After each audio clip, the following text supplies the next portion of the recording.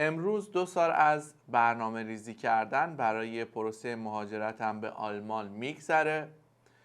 بعد از کلی تلاش کردن، زبان خوندن، مدارک رو ترجمه کردن، بعدش لگال کردن و باز هم زبان خوندن و زبان خوندن و زبان خوندن، متوجه شدم که یک جای کار اینجا میلنگه و در صورتی که همه میگن باید زبان بخونی تا بتونی مهاجرت بکنی، امروز میخوام کاملا یه دیدگاه مخالف این موضوع رو براتون بیان بکنم.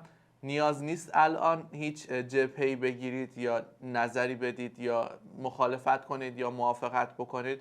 فقط پیشنهاد میکنم به عنوان یک دوست که 2 سال از زندگیش رو توی این مسیر گذاشته، این ویدیو رو یک بار تا آخر ببینید و بعد تصمیم بگیرید که چه چیزی برای شما درست هست و توی این مسیر برای شما بهتر جواب میده.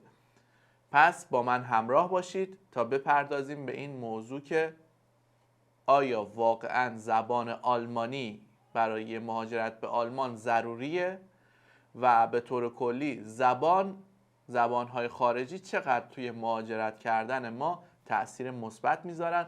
به صورت کاملا کیس استادی جلو میریم و یه سری موارد رو خدمتتون عرض میکنم که از نزدیک خودم اونها رو دیدم و حداقل چندین نفر که مسیر مهاجرت رو پیش رفتن به آلمان باشون صحبت میکنم و از نزدیک اونها رو میبینم. نظرات رو جمع آوری کردم و تصمیم گرفتم این کلیپ رو براتون بسازم. اگر اول مسیر هستید که چه بهتر، اگر هم که مثل من توی اینجای ماجرا گیر افتادید، این ویدیو برای شما ساخته شده. پس بریم سراغ این موضوع که آیا واقعا زبان، بالاخص زبان آلمانی برای مهاجرت به آلمان مهم هست یا نه.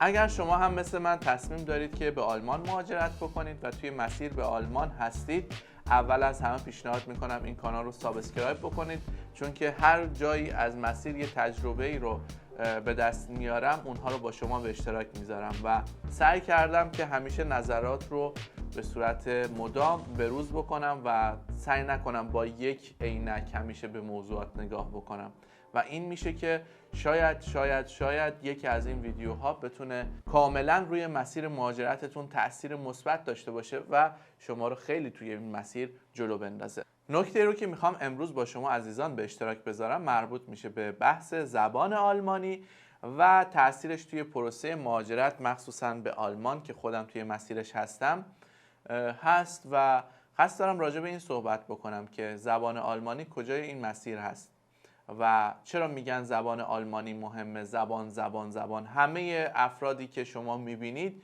چه مؤسسات مهاجرتی، چه افرادی که میخوان به اصطلاح به شما مشاوره بدن یا هر دوستی، رفیقی یا هر کسی رو میبینید میگه آقا زبان تو قوی کن، بشین فقط زبان بخون، اصلا به چیز دیگه فکر نکن.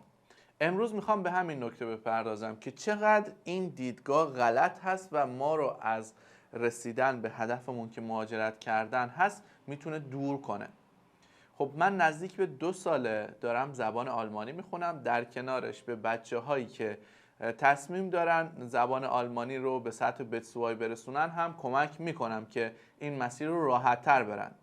اتفاقی که این وسط میافتاد این بود که عموم بچه هایی که خیلی زمان طولانی گذاشته بودن برای یادگیری زبانشون خیلی موفق نمی شدن توی پروسه مهاجرت که به آلمان مهاجرت بکنم. یعنی اگر بخوام درصد بهتون بگم، از 50 نفر افرادی که به عنوان حالا مدرس در کنارشون بودم و کمکشون کردم که زبان یاد بگیرن، من جمله خودم، اونهایی که خیلی سریعتر میخواستن مهاجرت بکنن و خیلی هم روی زبانشون فوکوس نمی کردن موفق تر بودن و این یه واقعیته که حتی توی زمانی که شما به یک کشوری مهاجرت هم میکنید بخشی از قضیه برمیگرده به مهارت‌های زبانتون. مثال‌های عینیش رو براتون الان بازگو میکنم تا بیشتر با ذهن من و تفکر من نسبت به زبان آشنا بشید. هر کسی که میاد زبان آلمانی رو یاد میگیره عموماً میخوان به آلمان مهاجرت بکنن و ما برای اینکه به آلمان مهاجرت بکنیم باید اول ویزای در واقع آلمان رو به هر نوعی که شده دریافت بکنیم. یا کاری یا آوسبیلدونگ یا اینکه از طریق دانشجویی، نمیدونم، از طریق پیوست، از طریق حتی پناهندگی هم میشه، یکی از راه ها هست. خب که من خودم اصلا توصیهش نمی کنم و دوستش ندارم، نظر شخصی. خب پس به جای اینکه اول بیایم زبان رو شروع بکنیم تون تون و کلی انرژی بذاریم برای این مسیر، بیایم ببینیم که سفارت برای گرفتن هر کدوم از این ویزه ها چه سطح زبانی رو از ما انتظار داره. بعد از اینکه بررسی میکنید میبینید که ویزای کاری A2، ویزای تحصیلی به انگلیسی هم میتونید مهاجرت بکنید. ویزاهای دیگه هم که میگن مثلا بتسوای میخوایم، عموما سفارت میگه با نامه کفایت زبان از کارفرما یا دانشگاه یا هر ارگانی که میخوای اپلای بکنی میتونی این مسیر رو طی بکنی. بنابراین اینجا یک نتیجه خیلی جالب رو باید دریافت بکنیم و اون اینه که مسیر مهاجرت بخشش زبانه، 100%ش به زبان بر نمیگرده. و امروزی که اینجا پیشتون هستم، طبق جامعه آماری که بهش دست پیدا کردم، تقریبا عموم کسایی که خیلی وقت روی زبانشون میذارن، یعنی بالای 60-70%شون توی مسیر مهاجرت کردن به آلمان نمیتونن نتیجه خوبی رو بگیرن. چرا که باید این وقت رو تقسیم ما بکنیم به همون میزانی که زبان یاد گرفتن توی مسیر مهاجرت به آلمان مهمه. با توجه به تجربیات و مثالهایی رو که توی ادامه بهتون میگم، تمرکز کردن روی ارسال درخواست به دانشگاه، به کارفرما یا به هر جایی که میخواین ازش پذیرش بگیرید هم مهمه. یا روی پروسه میخواین هر کاری رو انجام بدید، به همون میزانی که بخش‌های مختلف این پروسه مهمه، زبان هم مهمه. پس باید اینها رو در کنار هم جلو ببریم. چی میشد اگر 2 سال پیش که من شروع کردم به یادگیری زبان آلمانی، در کنارش خیلی بیشتر درخواست ارسال میکردم و به جای اینکه مثلا روزی 8 ساعت بذارم روی زبان آلمانی، روزی 5 ساعت میذاشتم، روزی 4 ساعت میذاشتم، در کنارش اپلای های بیشتری رو میکردم. مطمئناً اتفاقی که میافتاد این بود که خیلی سریعتر پذیرش میگرفتم و راه های رفتن به آلمان رو سریعتر پیش میگرفتم. نکته دومی که میخوام باهاتون راجبش صحبت بکنم، راجب بحث زبان خوندن و ایجاد تعادل توی روند کارتون، این هست که به هیچ عنوان چرخه تعادل زندگیتون رو به هم نزنید. چرخه تعادل شامل چه چیزهایی میشه؟ شامل ارتباطاتتون که دوستان، فامیل و آشنایان شاملش میشه. یکی دیگه کار که حالا کسب درآمد، یاد گرفتن مطلب جدید و به صورت کلی پیشرفت توی کارتون شاملش میشه. و بخش بعدی هم سلامت جسمی و روانیتونه، ورزش کردن، عبادت کردن به هر حالا چیزی که خودتون راحت هستید و اینها شامل در واقع بعد جسمانی و روحی روانیتون میشه که آقا چربیم بالا نره توی این مسیر، چرخهای دیگه زندگیم به هم نخوره. چون که توی این 2 سال تا دلتون بخواد به این مشکلات برخوردم و اینجای مسیر که بهش دارم میپردازم دارم این نکته رو بهتون میگم. اولویت اصلیتون چرخه زندگیتون باشه. شما اگر چرخه زندگیتون درست باشه، سالم باشه، خیلی خوب میتونید توی این مسیر پیشرفت بکنید. با توجه به اینکه من کوچ بعضی از افراد رو توی این مسیر بر عهده میگرفتم و کمکشون میکردم به عنوان کوچشون تا به هدفشون برسن، هر وقت فردی رو دیدم که همه چیز خودش رو در گرو موفقیت توی یک آزمون زبان گذاشت یا اینکه همه موفقیت خودش رو در گرو اینکه امسال مهاجرت بکنم گذاشت، مطمئن باشید احتمال شکستتون بالای 90% افزایش پیدا میکنه. اولین دلیلش هم اینه که شما دارید روی یه چیزی برنامه ریزی میکنید که کلش رو عامل بیرونیه.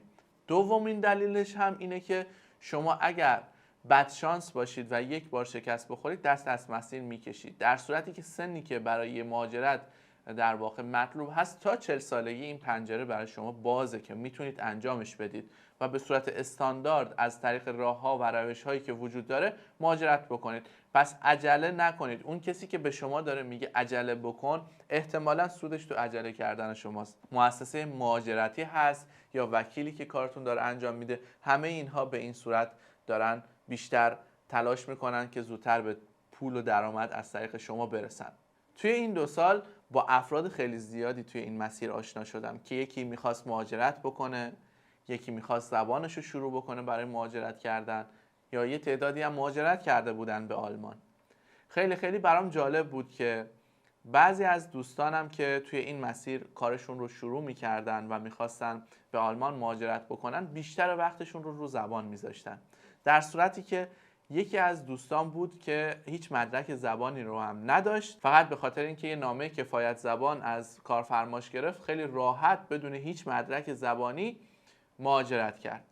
یکی دیگه از بچه‌ها هم بود که توی این مسیر بعد از گرفتن B2 شروع کرد به اپلای کردن و چیزی که به من گفت این بود، گفت محمود من توی این مسیر که دارم اپلای میکنم باورت میشه هیچ کدومشون از من مدرک زبان نخواستن و خیلی هاشون با من انگلیسی صحبت میکنن و اینجا بود که من آتیش گرفتم که چقدر الکی زمانمون رو از دست دادیم بابت اینکه یه مدرک زبان بگیریم و بعد شروع بکنیم. چون که اتفاقی که این وسط میفته وقتی شما خیلی بیش از حد روی یه چیزی زمان میگذارید، از اصل هدف و اصل ماجرا که مهاجرت کردن هست باز میمونید و فرایندهایی رو که میخواین توی ادامه مسیر دنبال بکنید در گروه یک چیز میذارید که اون هم خیلی قابل لمس نیست و الزاماً عامل موفقیت شما چه توی قبل از مهاجرت و گرفتن ویزا چه توی بعد از مهاجرت و بعد از رفتن به آلمان محسوب نمیشه.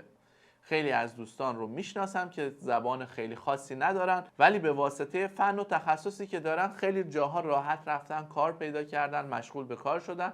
ولی دوستایی هم دارم که سطح زبانی فوق‌العاده‌ای دارن ولی نتونستن کار پیدا بکنن، نه هیچ کاری، چون که تلاش نمی‌کنن و تمرکزشون رو اون چیزهایی که باید و شاید نمیذارن. همین امروز توی توییتر داشتم میچرخیدم که یکی از بلاگرها یه توییت خیلی جالب رو زده بود و اون هم مهاجرت کرده و به زبون خودش این مبحث رو بیان کرده.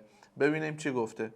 آیا توی مهاجرت زبان کشور مقصد رو خوب حرف نمیزنید؟ آیا با مردم محلی ارتباطتون کمه؟ آیا کلی چالش زبان و فرهنگ با جامعه میزبان دارید؟ باید بگم به نظرم خیلی مهم نیست. مادامی که دلتون شاد کار خوبی دارید، دوستان خوبی اطرافتون باشن و زندگی سالم و شادی رو داشته باشید، باقیش مهم نیست. این بود به عنوان حسن ختام این ویدیو.